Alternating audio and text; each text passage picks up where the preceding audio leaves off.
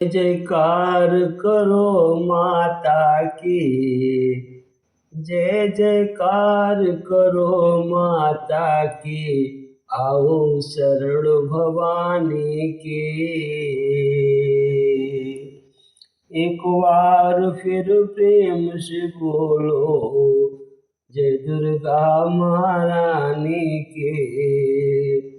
एक बार फिर प्रेम से बोलो, जय दुर्गा महारानी की। जगत जननी माता समस्त विश्व का कल्याण करने वाली, सबका कल्याण करे। इसी के साथ आज की बात, मेरे प्रिय भक्तों, जब मनुष्य नया जन्म लेकर आता है तो बहुत उम्मीदें छिपी होती हैं कि हम भगवान के दर्शन करेंगे, और कैसे करेंगे, कहाँ करेंगे, ये समय आने पर गुरु बता देता है। और ये सारा संसार ईश्वर रूप है, सब जग ईश्वर रूप है,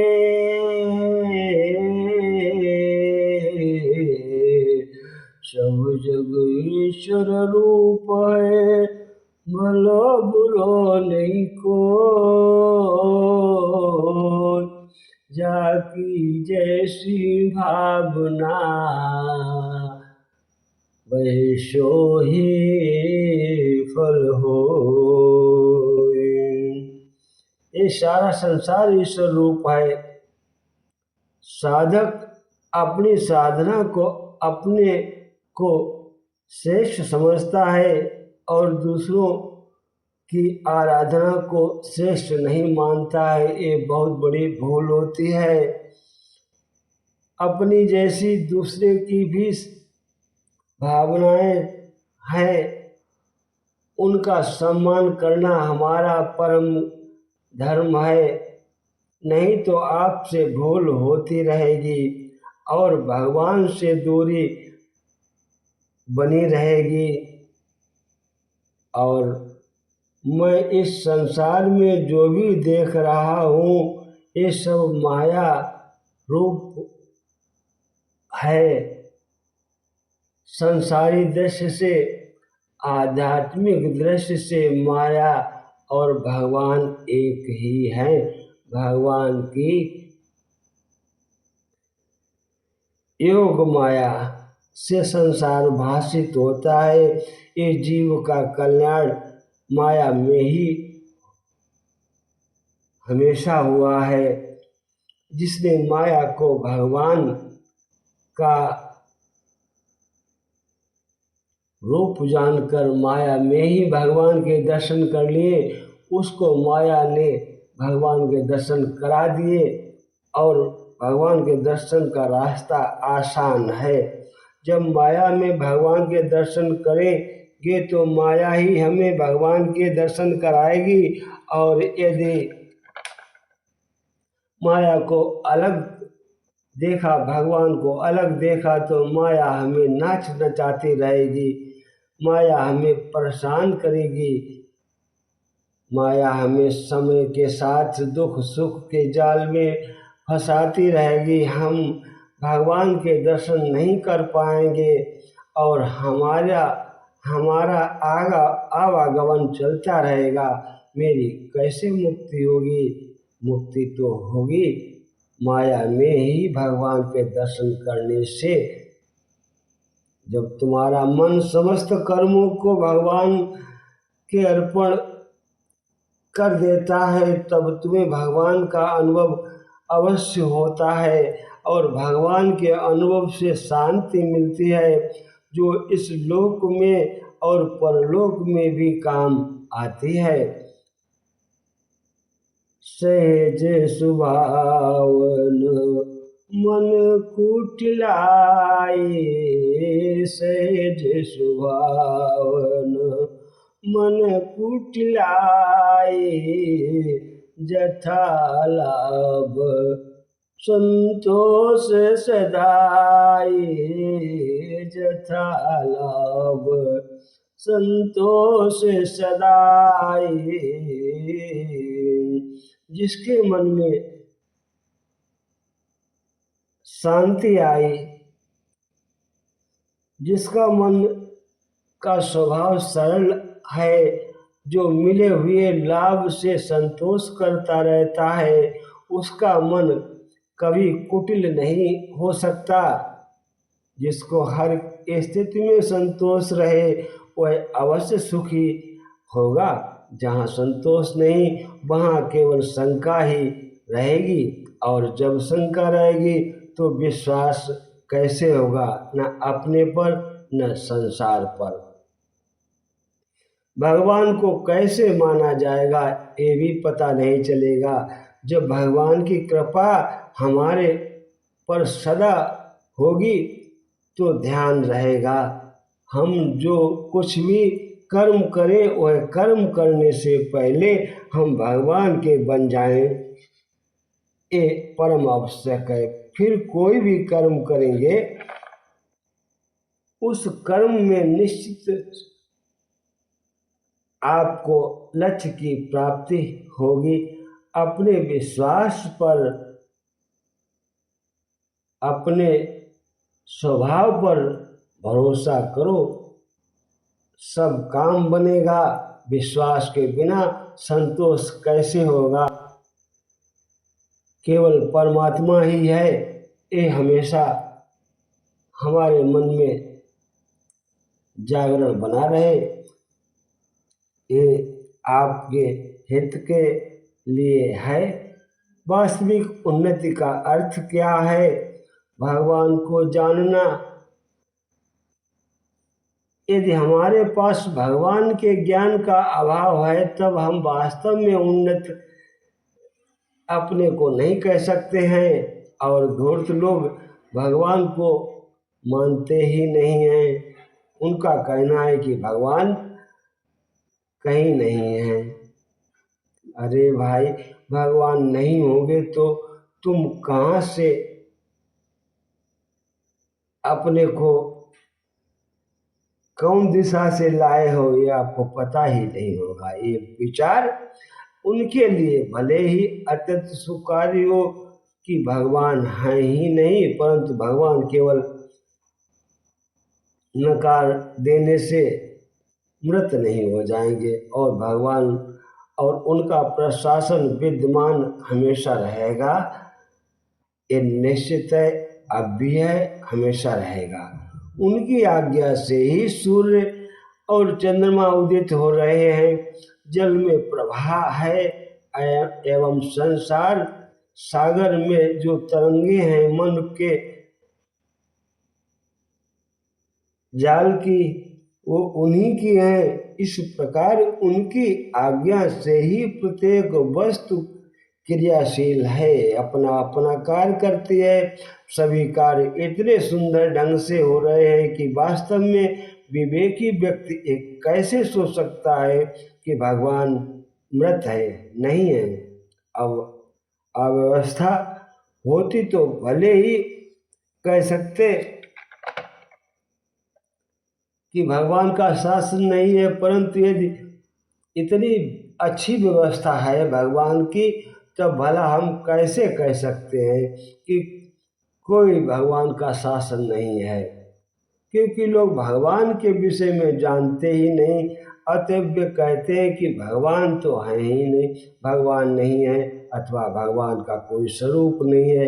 परंतु हमें ये निश्चित विश्वास करके गुरु के शरण में जाकर अपने स्वभाव को जानने का प्रयास करना चाहिए। भगवान कहते हैं हम कैसे समझ सकते हैं कि मैं एक आत्मा हूँ। आप इसे किसी भी समय पर समझ सकते हैं भाई, परंतु उसके लिए थोड़ी सी बुद्धि की आवश्यकता है। उदाहरण के लिए जब शिशु का विकास होता है तो बालक बन जाता है, और जब बालक बनने के बाद में युवा बन जाता है। युवक एक मध्यम अवस्था वाला व्यक्ति होता है और फिर अधेड़, और अधेड़ के बाद मनुष्य एक वृद्ध बन जाता है। तो इस संपूर्ण समय के भीतर यद्यपि उसके शरीर में शिशु अवस्था से वृद्धावस्था तक निरंतर परिवर्तन होता रहता है, फिर भी वह अनुभव करता है कि मैं तो वही हूँ। आप देखिए, देह परिवर्तनशील है, परंतु देह में निवास करने वाला आत्मा यथावत है जैसा जन्म से पहले था और जन्म के बाद। तो हमें तर्क की दृष्टि से ये निष्कर्ष निकालना चाहिए कि जब हमारा वर्तमान शरीर मृत हो जाता है तब हम दूसरा शरीर प्राप्त करते हैं। ये आत्मा का देहांतर कहलाता है। इसका अर्थ है कि मनुष्य का भौतिक शरीर ही मरता है, आत्मा नहीं मरती है। हाँ, बिल्कुल सत्य है। भगवान ने कहा है, न जायते म्रियते वा कदाचित् नायं भूत्वा भविता न भूया अजो नित्या शाश्वतोऽयं पुराणो न हन्यते हन्यमाने शरीरे। भगवान श्री कृष्ण अर्जुन को समझाते हुए कहते हैं कि आत्मा के लिए न तो जन्म है और न ही मृत्यु, होकर वह कभी नष्ट नहीं होता। वह अजन्मा, नित्य, शाश्वत, सनातन तथा पुरातन है। देह का वध होने पर भी उसका वध नहीं होता। तो प्रश्न उठता है कि यदि आत्मा अमर है तो मृत्यु होने के पश्चात क्या सभी की आत्मा परमात्मा के पास जाती है? तो इसका उत्तर है कि ये आवश्यक नहीं है। यदि कोई योग्य है, यदि वह स्वयं को इस जीवन में अपने स्वभाव में अपना निवास भगवान के धाम वापस जाने के लिए योग्य बना लेता है। कैसे बनाएगा योग्य? कि वह अपने अंतःकरण में भगवान का साक्षात दर्शन कर ले और भरोसा कर ले कि तू ही है प्रभु।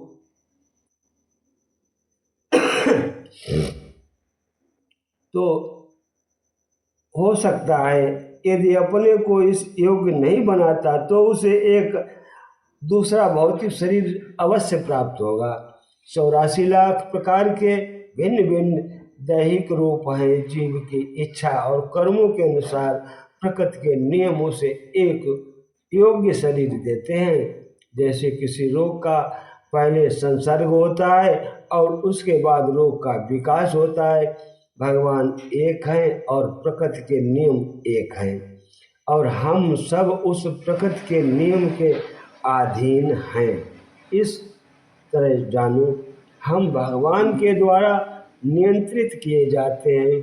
तो यदि हम सोचें कि हम स्वाधीन हैं, हम जो चाहे सो कर सकते हैं, तो ये हमारी मूर्खता है, भूल है।